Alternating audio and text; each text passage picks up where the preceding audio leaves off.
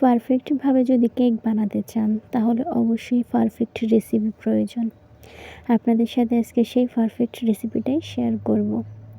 আজকে কেক বানাবো আমি 2টা ডিম দিয়ে। সেজন্য এখানে 2টা ডিম নিয়ে নিয়েছি। সাথে দিয়ে দিচ্ছি আমি স্বাদমতো লবণ এবং চিনি। অবশ্যই মেজারমেন্টটা দেওয়া আছে।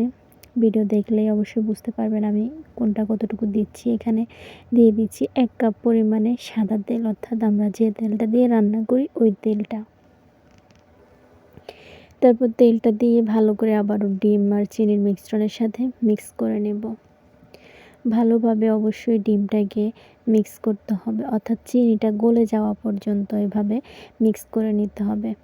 আমার কাছে এখানে ইলেকট্রিক বিটার ছিল না, তাই জন্য আমি এখানে ঘুটনির সাহায্যেই ঘুটে নিলাম। খুবই সিম্পল রেসিপিতেই আমি আপনাদের কাছে দেখাচ্ছি কেক বানানোটা। এখানে দিয়ে দিচ্ছি আমি 1 কাপ পরিমাণে দুধ।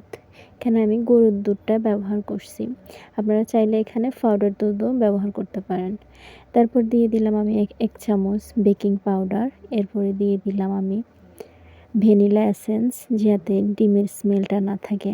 তারপরে এখানে দিয়ে দিচ্ছি আমি 2 কাপ পরিমাণে আটা। আটাটা আপনারা আপনাদের পরিমাণ মতো দিবেন। এখানে ডিম অনুসারে অবশ্যই আটাটা দিবেন। তারপর আমার দেখুন ব্যাটারটা ঠিক এমনভাবে তৈরি হয়েছে। এভাবেই আপনারা চেক করে দেখবেন ব্যাটারটা ঠিক কতটা ঘন হয়েছে। এরপর আমি আবারও ভালোভাবে এটাকে মিক্স করে নিয়েছি। তারপর চুলায় আমি এখানে একটা প্যান বসিয়ে দিয়েছিলাম। ফ্যানের উপরে একটা কাগজ দিয়ে তারপর একটা স্ট্রেনার বসিয়ে দিলাম।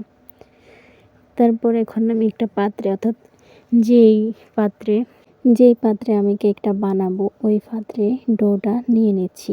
ঠিক এভাবে উপর থেকে ডোটা ঢালতে হবে, যাতে ভালো করে সেট হয়ে যায়।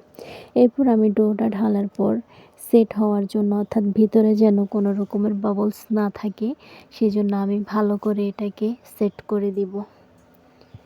তো সেট করা হওয়ার পর আমি চলে যাব চুলায়। চুলায় তো আগে থেকে স্ট্রেনার বসিয়ে রেখেছি। তারপর চুলার জালটা অবশ্যই মিডিয়াম টু লো হিটে রাখতে হবে।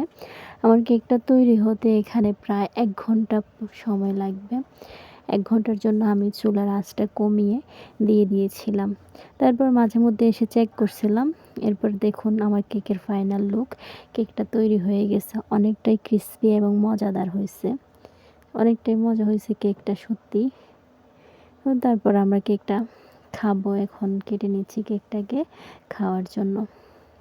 এটা আমরা নর্মালি ঘরে খাওয়ার জন্য তৈরি করছি। আপনারা চাইলে যদি বার্থডে কেক অথবা কোনো অনুষ্ঠানের জন্য তৈরি করেন তাহলে অন্যভাবে